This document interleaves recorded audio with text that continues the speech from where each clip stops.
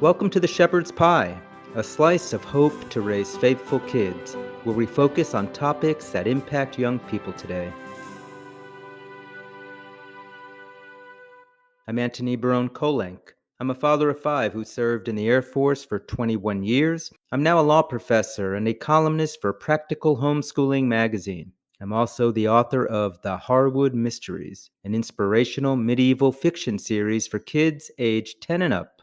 Here on the Shepherd's Pie, we want to inform, inspire, and help you to raise happy, healthy, faithful kids, whether you're a youth leader, a pastor, a parent, anyone. In today's episode, I speak with Keisha Russell, counsel with the First Liberty Institute. We talk about the difficult but critical matter of speaking with kids about the issue of race and race relations. And in the entertainment segment of the show, I review the movie The Best of Enemies.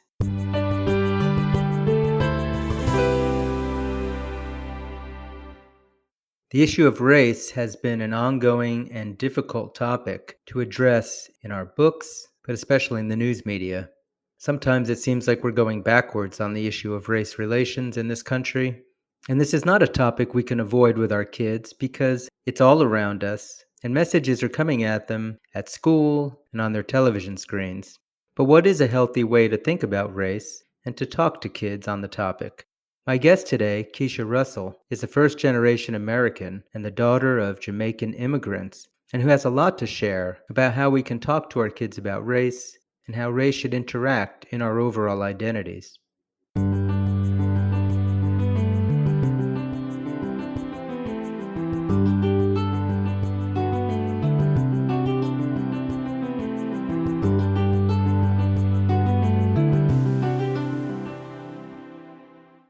Today I am with Keisha Russell. She's an attorney with the First Liberty Institute, which concentrates on religious liberty matters and First Amendment rights. She was a 2011 Teach for America Corps member in the Atlanta Public Schools, where she was an elementary special education teacher. She also attended Emory School of Law in Atlanta, where she was heavily involved with their prestigious Center for the Study of Law and Religion. She worked as a law clerk for the American Center for Law and Justice. She has had her commentary published in lots of different outlets, including FoxNews.com and the Washington Examiner. And she's also been a guest on such shows as Fox and Friends. Keisha, thank you so much for coming to the Shepherd's Pie. Thanks for having me on. Can you tell our listeners a little bit about your background? I grew up in the earliest part of my life in Broward County. I was actually born in Philadelphia, Pennsylvania. And my mom and dad moved us out, me and my sister, out of Philadelphia because it was just such a bad neighborhood. And my mom doesn't like the cold. Neither does my father. Actually, they're Jamaican. So I'm actually first generation American. So I'm the first generation of my family born in America. We moved to Florida. I went to really good schools. Mostly, they were all public schools, but they were very good.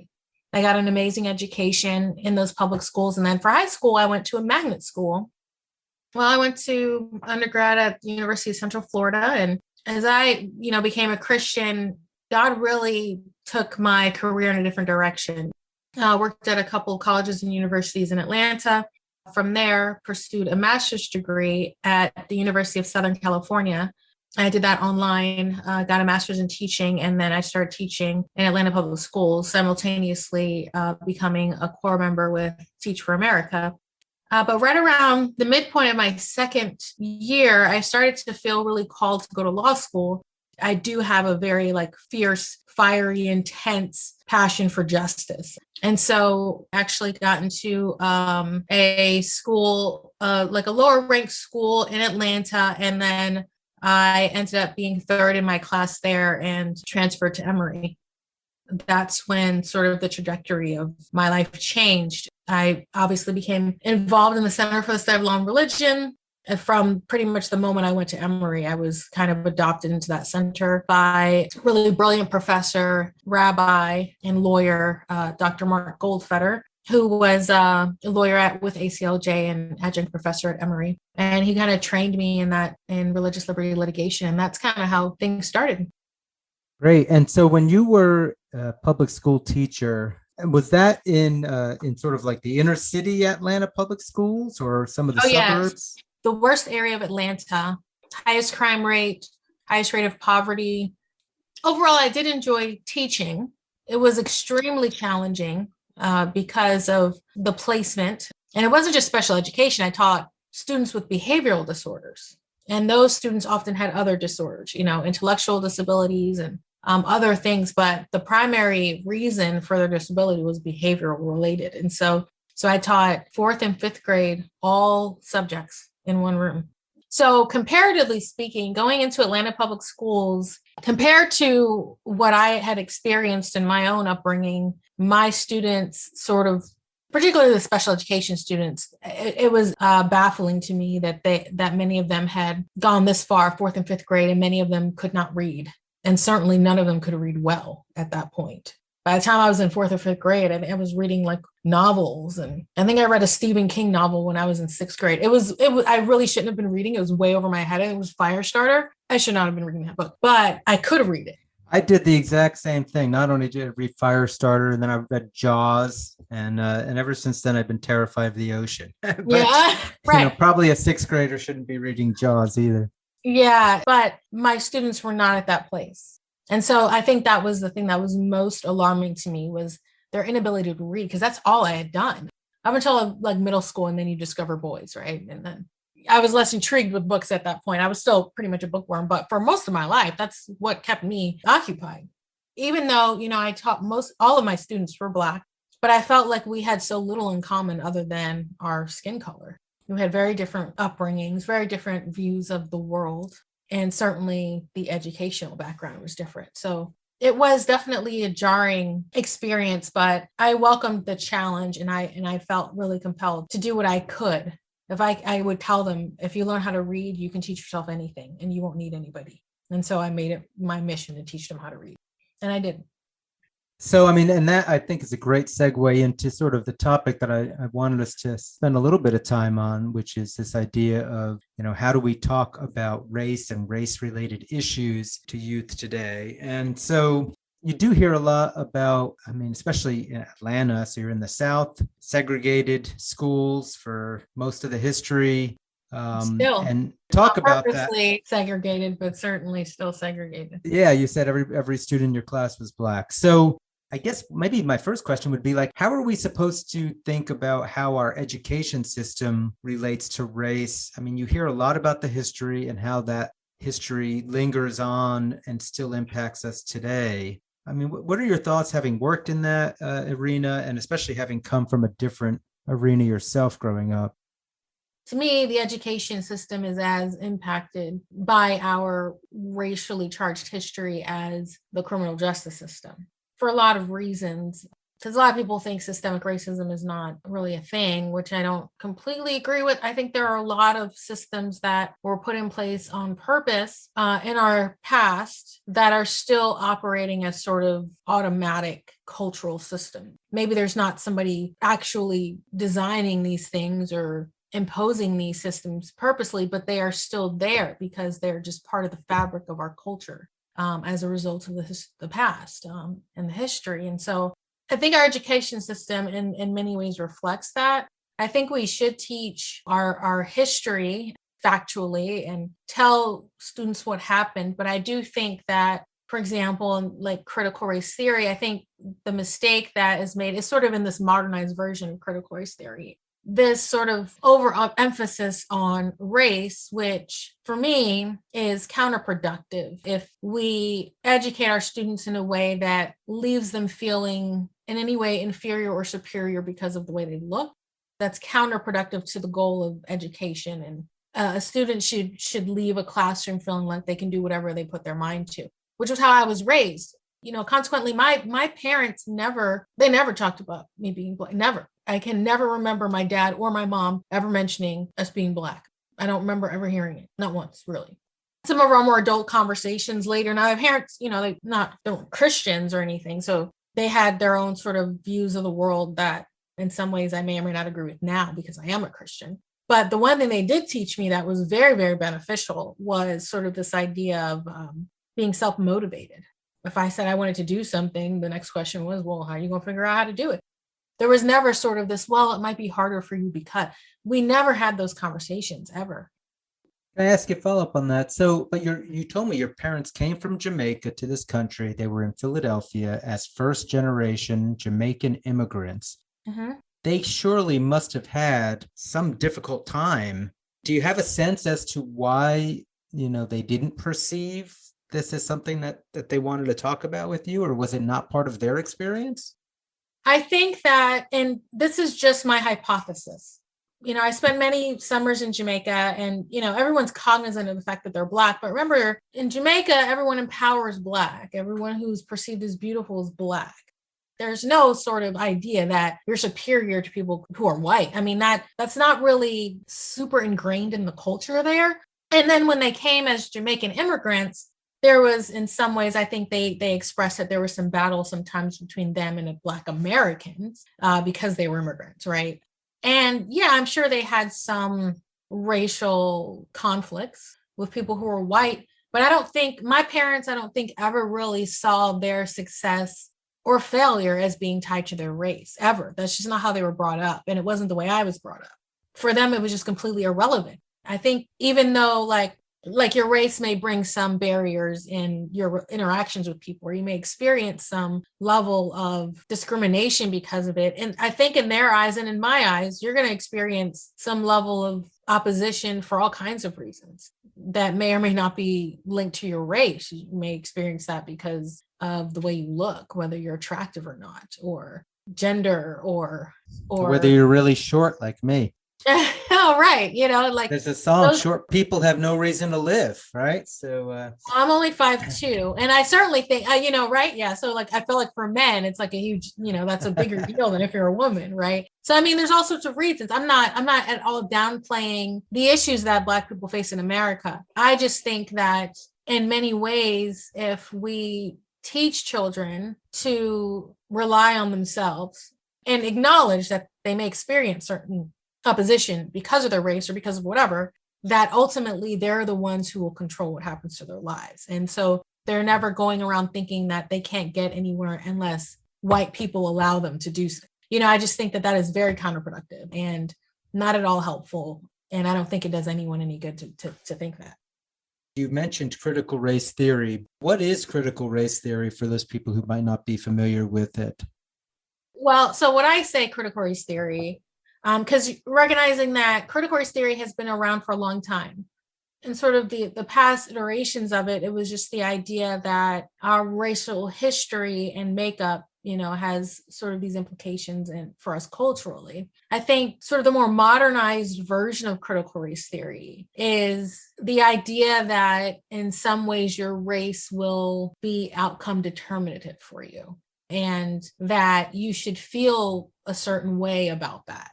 I just feels like there's a lot of focus on the external and not enough on the power that people have internally. One of the aspects of it that I guess I'm under the impression of is that the theory uses race as the lens by which to interpret all else. Basically, right. Interpret history, interpret the actions of everybody that goes back to the founding of the country and before, and pretty much everything you see sort of has this race lens to it. Mm-hmm. I mean, that's a very rudimentary understanding, I think, that I have of at least one aspect of this. Yes. I hear you saying that you don't necessarily think that's a great thing to use that one lens. Yes, that's exactly what I'm saying. And not only do I believe that it's counterproductive to view the world that way, it's certainly counterproductive to view yourself that way. I am more than just my race. I have much more to offer than that. And I don't consider my race to be the sole or even primary part of my identity. As a Christian, I consider my Christianity to be the primary point of my identity, which I know there are people who disagree with that because I've had conversations with them, but they're also not Christian. I also feel like, why would I choose to view my race as a con? Why would I accept the position that being Black is sort of an automatic ding or a problem when I can choose to view it a different way? I mean, I do think that historically, right, it was certainly not a complete barrier, but there was some opposition to trying to become a successful and independent and financially independent person. And because, being Black in America. But at this point, I feel like we are as far removed from it as I think we're going to get in cultural society, honestly, because racism is a sin pattern. It's part of the hearts of men. It's not something that you can try to completely eradicate from society. So sort of the idea of like microaggressions and things like this, you cannot legislate those kinds of things. I mean, you can make sure that racism is not so systemic that the laws are justifying or allowing the government to participate in invidious discrimination, right?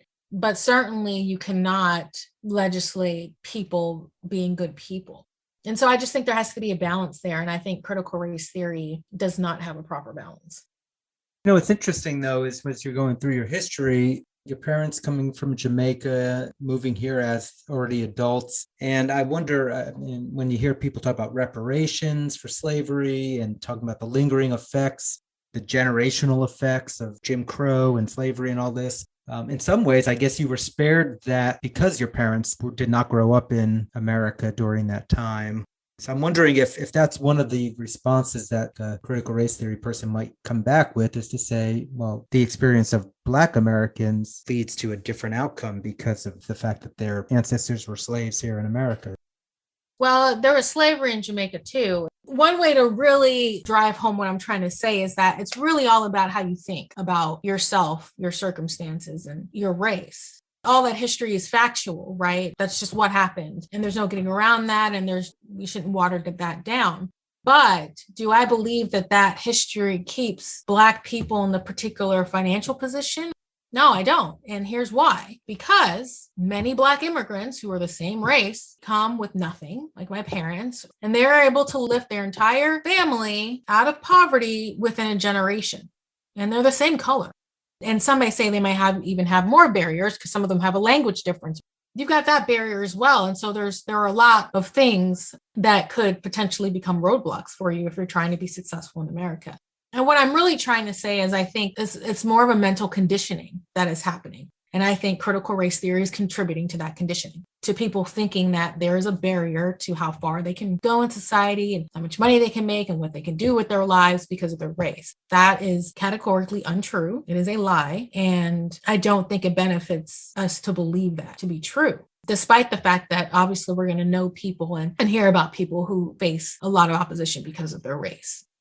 How do we, as adults, youth leaders, teachers, talking to youth specifically, where they see it in the news, they hear the rhetoric? In some ways, I think it's getting worse, in the last decade. I've had some students, even as a teacher myself, who, I talk about religion, if I'm talking about religious liberty or something, I'm sure you must run into this too. I might run into, an African-American student who has an extremely negative view about religion, because religion was one of the justifications that were used by slave owners and the slave South to try to keep Blacks enslaved. Some of those people have a very negative view about institutionalized religion in general, the founders and their religion in general, because of the fact that slavery was tolerated. You could encounter all sorts of these really strong feelings in young people when they're in our classes or our youth groups or whatever. Any advice on how we can talk to them in a way that would be productive? Well, I think for a Christian audience, Christian parents talking to your children, I think it's really important to make sure that you highlight for them and for yourself what the Bible says about race and what the Bible says about slavery and what the Bible says about segregation and all those things, and ensure that those students or children understand very clearly that the Bible in no way tolerates racial discrimination. Yeah, I guess we'd say Gentile or Jew, servant or free, woman or man, right? No more. Yeah. All of that is supposed to be gone, according to St. Paul, right? Yeah, we are one body. And so I think that's one of the ways you start there. Dr. Tony Evans has some amazing sermons about race. He really highlights what the Bible says about those things in a very clear and biblical way. And, I would encourage any of your listeners to listen to some of those sermons. You can find them anywhere on YouTube, on his app. And I think that's a good place to start, is the Bible. I think the next step is to really help solidify a child's identity, them understanding that identity is in God, not in man's view of you. And the moment, you embrace that as a Christian, then you understand why race could never be the deciding factor in your future, because you understand that only God has that authority if you allow it. And ultimately, man's view of you is not going to dictate what happens to you unless, you in some way sort of succumb to that view. I know a lot of Christian parents that try to shy away from certain topics, abortion and same-sex relationships and things like that, but you really can't shy away from that stuff, and you definitely can't shy away from conversations about race either, because if you don't know what to say and you don't know what to think, then somebody's going to tell them what to say and think. And so you got to know those answers for yourself. You have to do the studying yourself. You have to understand why the Bible doesn't agree with some of the things that the culture champions right now, and being able to articulate that very clearly to children so that they can articulate those things for themselves in conversations that are inevitably going to come up. The attitude I talked about a few minutes ago about, students who might say, I'm closed-minded to Christianity because of its justification. I mean, is there a way for, somebody to sort of address that without pushing that person even further away from God? I think you definitely start with the fact that the Bible doesn't justify it. That was man's use of the Bible. And one of the reasons why slave owners did not want slaves being able to read is because they didn't want them to be reading the Bible and knowing that what the slave masters were telling them wasn't true. And so I think that's at least one way of understanding the weapon that was created out of the Bible, in sort of illegitimately using scripture to accomplish their immoral ends, the slave masters' immoral ends. And that in no way was that a Christian point of view or a Christian perspective. Also acknowledging the fact that the church did in many ways justify slavery. They justified Jim Crow. The white church in the South, often saw these things happening and didn't say anything about it, which was sin on their part. And I think the church is constantly dealing with the consequences of that sin. And that's the reason why we don't have a bigger voice in some of these other areas, because we've lost a lot of credibility. I think that's just kind of the foundation, is the truth, right? The church is in a pretty difficult place in the culture, and that in large part is because of how they behaved when it came to slavery and Jim Crow and all of those things. So we definitely have some ground to cover in getting back that integrity. Well, I really appreciate. I think you're right. This has been really informative, and I really appreciate all the time that you've taken to talk to us today. If our listeners wanted to just learn more about you or any of your writings, do you have a website or anything that you would direct them to?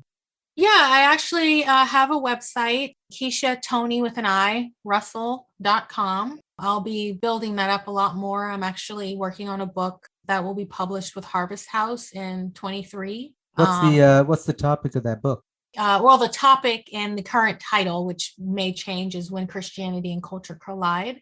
We'll be talking about some of the things we talked about today in the book, but also, how Christians can try and gain back some of that integrity and even our power as American citizens by understanding the power of the law and the Constitution.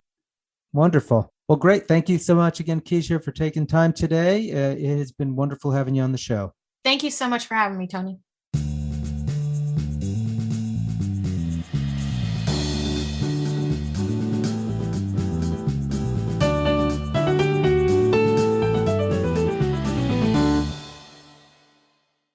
In our entertainment segment today, I review the movie The Best of Enemies.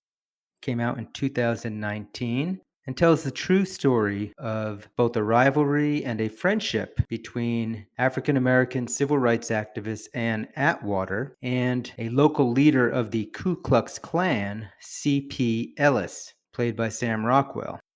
Now, when this movie came out, it didn't get a lot of attention, and I think that's a shame, because it's a great movie, especially for kids probably over the age of 12, to not only learn a bit more about the history of segregation and racism in the South during the 1960s and 70s, but more importantly, to see that race does not need to be a barrier, even between people who appear to be, as the movie says, the best of enemies.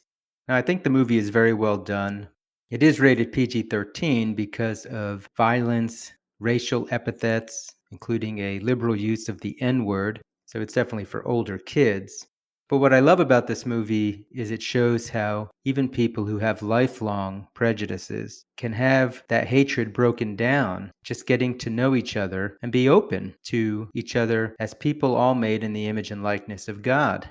It's a movie that focuses on one incident in Durham, North Carolina, where Ann Atwater is trying to petition the city council to allow black students to be integrated into some of the local white schools after a segregated school catches on fire and becomes unusable. Now, C.P. Ellis turns out to be the local exalted cyclops of the KKK, in other words, the president of the local chapter. So he is a very unlikely character who could in some way turn the events in favor of integrating the schools under this set of circumstances. But over the course of the movie, we see some real growth in CP's character as he gets to know Ann Atwater a little better, and as he's confronted with the real-life conditions of this school that burned down, and has to take a good look in the mirror about not only his own character, but how his overt racism is impacting his family and the community. Now, this movie was criticized on several fronts. They thought it focused far too much on the life of the KKK president and not enough on civil rights leader Ann Atwater. That's probably a fair commentary. But in some ways, I think that's what makes the movie so great as a way of breaking down race barriers, because it's on his part that you see the most change as his respect for and later friendship with Ann Atwater breaks down generational barriers of hatred and racism. And it's based on a true story, which is truly remarkable because CP and Ann become lifelong friends. So the movie's not perfect, but I think its message ultimately of redemption and overcoming barriers to racial harmony is one that this country needs more and more today. For that reason, I recommend the movie The Best of Enemies to help broach the difficult topic of race.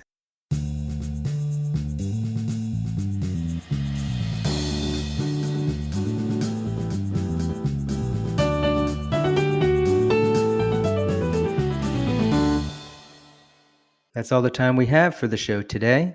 We spoke with Keisha Russell about race relations and how to speak with kids about the issue of race. And I reviewed the race relations movie based on a true story, The Best of Enemies.